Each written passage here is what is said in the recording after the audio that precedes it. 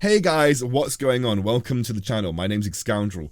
For you returning scoundrels, welcome back. Thank you for supporting me. Your support really does mean a lot. We've had a lot of growth during Wild Rift, and I'm hoping that throughout the North American release, we'll get to continue to see some of that as well, of course. My name, obviously, is Excoundrel. I do a lot of educational Wild Rift content. If you are new to the channel, I would recommend that you go and check out the video that I'm going to link in the card on the screen right now. This is an esports breakdown of a European team showing how to play the game on a macro level. It's really interesting. You know, Wild Rift Esports is alive at the very back, the grassroots level, and I think that's awesome. So I do some breakdown of some sort of like high-level games. Recommend that you go and check it out. It's a really interesting game to watch and break down. And if you like the content, subscribing really would mean the world to me. Give me a like, subscribe, hit the bell. Honestly, like your support, everyone's support has been amazing, and we are so close to 100,000 subscribers. So 100,000 is my goal. That's what I'm aiming for. And of course, thanks to G2A as always for sponsoring the channel. Today we're doing something a little different. No gameplay, no real analysis. I'm going to be breaking down some leaks, in inverted commas, in terms of champion leaks for upcoming champions, and also this graphic, which you can see here, which I believe is from like a Filipino Facebook group, PH Warden, facebook.com/PH Warden. This is where the graphic says it came from, and essentially it's showing a champion select with lots of new champions, but also the bans. You can see 2 bans at the top of the screen. I'm a little skeptical on this. I don't know if it's 100% correct.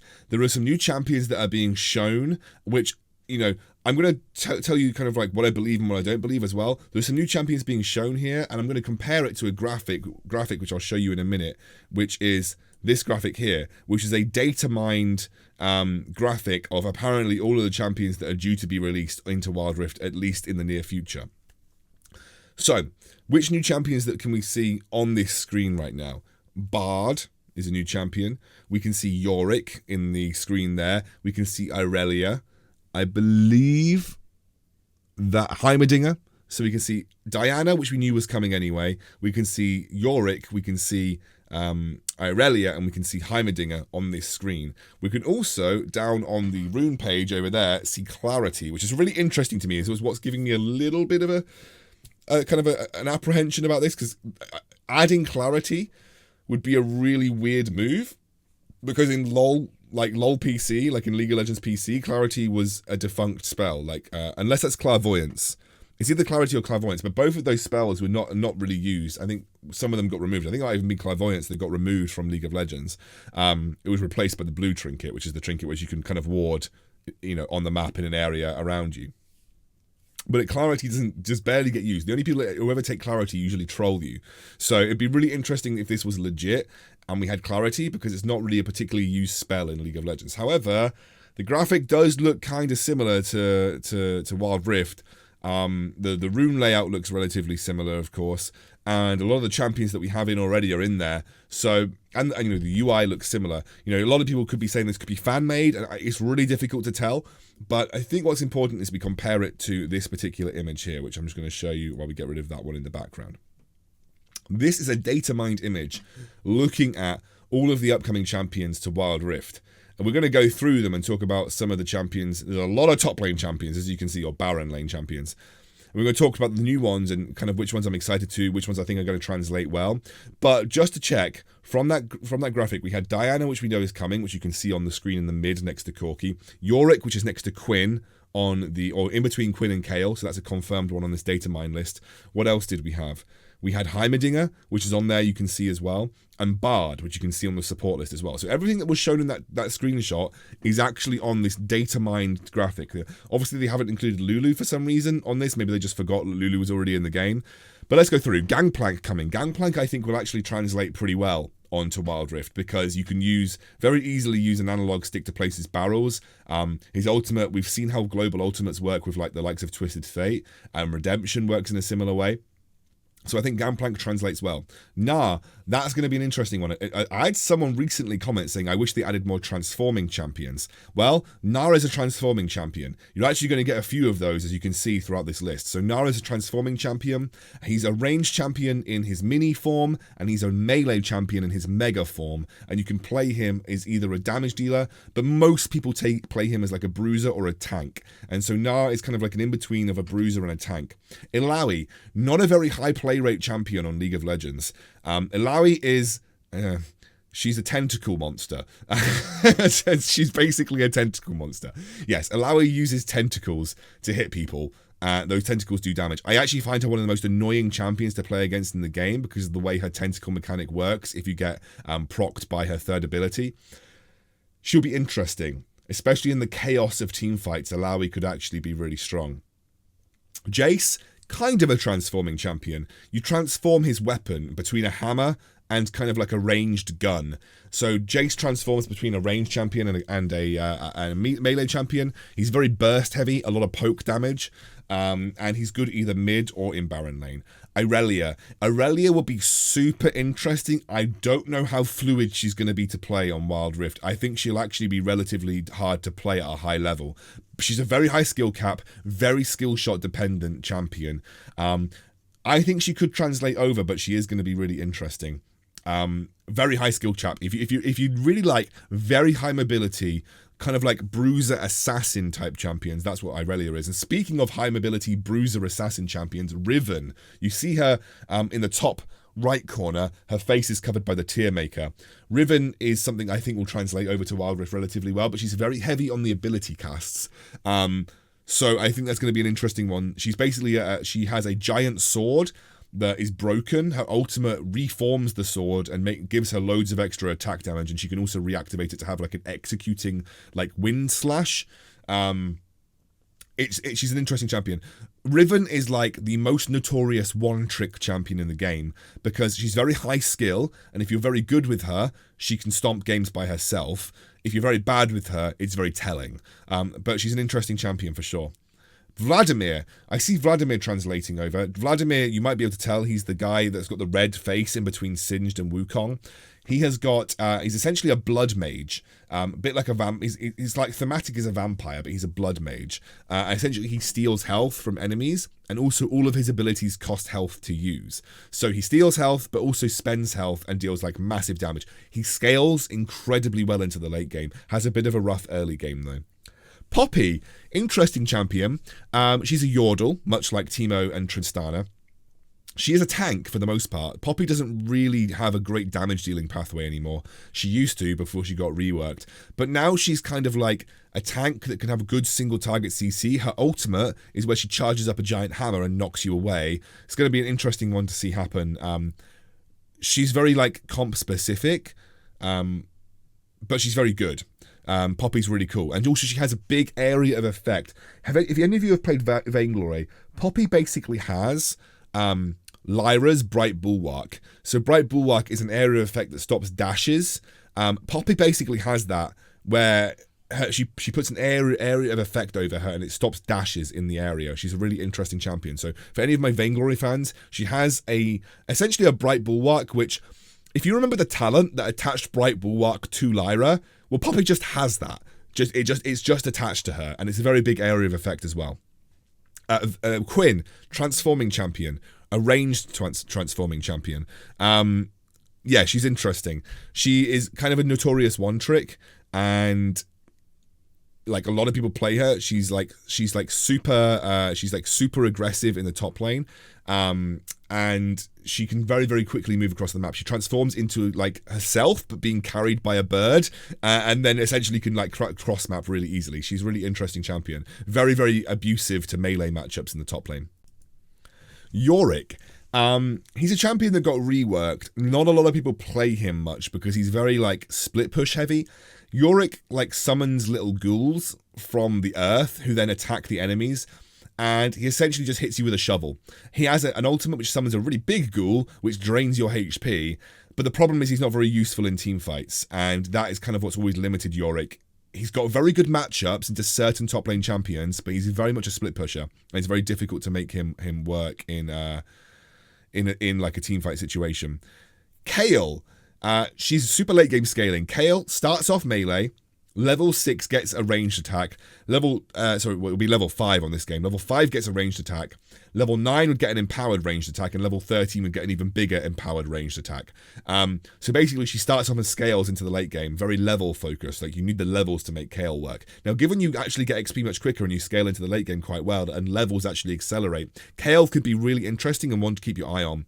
She is like essentially a ranged magic damage dealer that focuses very much on her basic attacks, and her ultimate makes her invulnerable, or makes whoever you cast it on invulnerable for a few seconds. They can't take any damage whatsoever, and then deals damage in a big area afterwards. So those are all the top lane champions that are coming. Following that, let's have a look at the jungle. Kindred.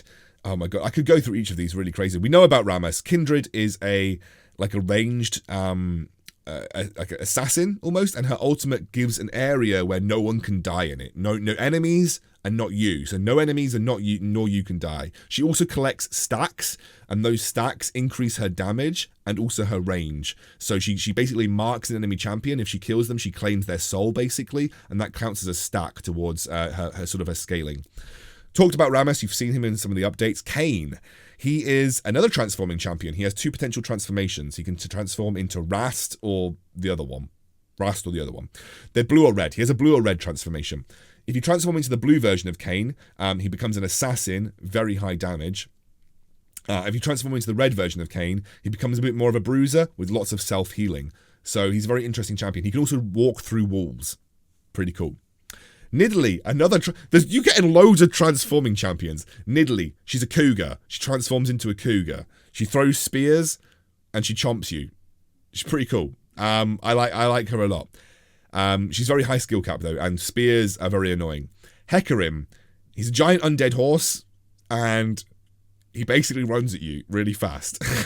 He's a giant undead horse that runs at you really fast.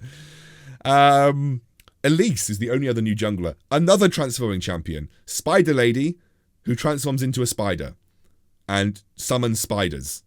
And spiders do damage, and also spiders explode. It's pretty cool. All these champions are pretty cool. All of League of Legends champions are pretty cool. Mid. Diana, which you'll see later. Katarina, Pantheon. I'm not going to talk about the ones that we already know. Echo. Echo is a really, really interesting thematic champion in the sense that he is a melee assassin that deals magic damage, but he also has the ability to rewind time for himself and essentially undo all of the damage, etc., that happened to him. And he also deal an area effect damage in where he like rewinds time to. So he's basically got an undo button. If he goes too deep and wants to get out, he's got a bit of an undo button. Talia, she summons rocks and throws rocks at you, and also surfs on a rock, and her ultimate creates a lot of rocks. She likes rocks. Okay, I actually took a break to play some Wild Rift and didn't actually get through these champions. I think I got up to Talia, who is... Honestly, I wish I could show you my cursor. I'm going to just see if I can show you my cursor. Give me a second. I don't think I'm going to be able to show you my cursor, unfortunately. Let's see. No, I can't. Cool. Okay, Talia is the one that's next to Akali, in between Echo and Akali. Heimerdinger, troll champion. He puts down turrets, shoots at you with the turrets, and he's kind of like sometimes you'll run into Heimerdinger one tricks who are like really, really, really good, but most of the time he's really troll, and isn't particularly strong in the meta, but he's actually pretty strong in solo queue. Like, he's got quite a high win rate in League of Legends PC solo queue because he's he's an interesting champion. Very good in low elo because people don't know how to play around him. Not so good in high elo because people know how to play around him. Nico, I don't find her that fun. Nico's like a pretty simple champion. She has a passive that allows her to disguise herself as one of either, like, basically disguise herself as any champion in the game. That's in the current game. I don't find it particularly useful, honestly. I've seen very few scenarios where the Nico's camouflage has actually worked out. However, she's like a really good teamfight utility champion. The only problem is that her damage falls off massively. So like she's pretty good in the early game, but it starts to get a little bit less useful in the late game, and really in the late game purely becomes about like her ultimate. Nico's the one that's next to Ahri. Heimerdinger is the one that's below Corki. Any new champions here? That's all the new mid champions. Cool. Let's have a look at AD carries. Twitch. So Twitch is between Tristana and Varus. Twitch is an AD carry that can go like basically the same as Teemo.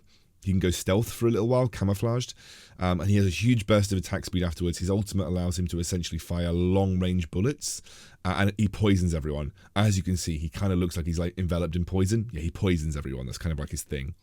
The one next to Xayah is Caitlyn. Caitlyn has the longest base attack range in the game. She's a bit of a lane bully. She scales pretty well into the late game. However, is sometimes outclassed. She's very, very good at taking towers, though, which is why I think Caitlyn might be quite high priority when she does make it onto Wild Rift, because she's very good at taking towers, and towers are kind of like the name of the game. Next to her, and to the left of Kai'Sa, is Kalista. Kalista is a very high skill cap AD carry. Every time she basic attacks, she jumps. So she doesn't actually move normally when she's basic attacking. She's got basically continuously has little jumps that allows her to maneuver teamfights in a weird way. Her entire premise is about stacking her spears. She throws spears. She stacks spears into people and then she rips them out in an ability called Rend. The more spears you have in someone, the more damage it does. Her ultimate, in the at the start of the game, you can bind someone to Kalista for the game. Her ultimate takes that person into her and then throws them out, a little bit like a and it knocks them up. So basically you throw this person at the enemies and it knocks them up. So you basically get a free Alistar Pulverize. So like Kalista Alistar is like a really, really powerful lane. Next to Kai'Sa, to the right and in between Ashe, is Lucian.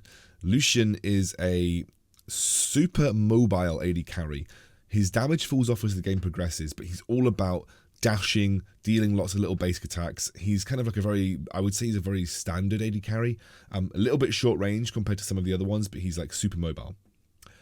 And that's all of the AD carries that are coming. Let's have a look at the supports. Now, my favourite support in the game, maybe apart from Rakan, is Bard. He's in between Alistar and Blitzcrank. He's a really troll support for the most part. Like, a lot of people will consider Bard, either you'll have really good Bard players or you'll have incredibly troll Bard players. And essentially what he does is he roams around the map collecting things, and those things give him slightly increased like auto attack capabilities. He has a cool little stun that requires a bit of setup to make work, and his ultimate is like a team-wide stasis, except for it affects everything that's in it, including towers and neutral objectives. It's a bit of a troll ultimate, if I'm completely honest with you. In between Rakan and Braum is Karma, the ultimate E-Girl champion. Essentially, Karma is pretty basic. She just shields stuff and does some damage. She shields stuff and does some damage. That's basically it. Next to Rakan to the right is Taric, and oh my word, he is glorious. Taric is, an interesting champion. He is a little bit weak in the laning phase. He has he basically combined himself to someone, and then you can like double cast your abilities. One of his abilities is a linear skill shot that stuns people. The other one's something the other one's basically a heal.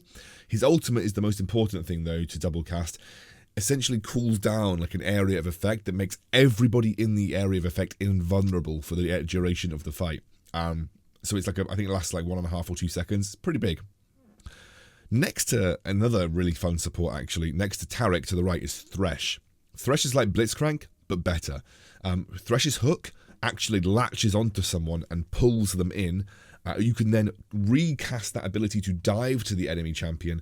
He then has an ability called Lantern, where he can pull any ally that he throws his lantern to directly to him. He then has an ability called Flay, which is an area effect like small knockback. And then he has an ability called the Box, and his ultimate is called basically throws up these walls around him, and if you walk through the walls, you get massively slowed and take quite a lot of damage. Very interesting champion, and one of the most fun supports. Swain is next to Thresh. He's all the way on the right on the support list. He's technically not actually a support. Like he's kind of flexed between top, mid, and support. He's a big bird. Well, he's a human, but he turns into a big bird and does damage. That's basically what you need to know about Swain. He can pull people in as well. If you CC someone, he can pull them closer to you, and he also has a little bird claw that goes out and grabs you. But for the most part, Swain just does damage as a bird. Also has like lightning hands. He's a little bit like Darth Sidious. Lightning hands, and just kills people with that. And then obviously Leone we've seen. So those are all the champions coming. There are some fun champions coming to Wild Rift. They've picked a good cohort of champions to really flesh out the game. Lots of variations based on what you can do. Yeah, I'm excited. I don't know if this information is exactly true, though. So what I've got to say is take this with a pinch of salt. So none of this is actually confirmed. This is from a data miner guy. And so I'm not entirely sure if all of these champions are guaranteed to come, but let's tick them off this list. If they come, we can say that this guy was right and we can trust his source in the future. Very, very excited to see some of these champions coming to Wild Rift. If we get them, though, it's going to be awesome. Anyway, if you enjoyed this, it's a pretty relaxed piece of content, honestly. If you enjoyed it, just feel free to drop me a sub. I do a lot of educational Wild Rift content, so I hope you enjoy it.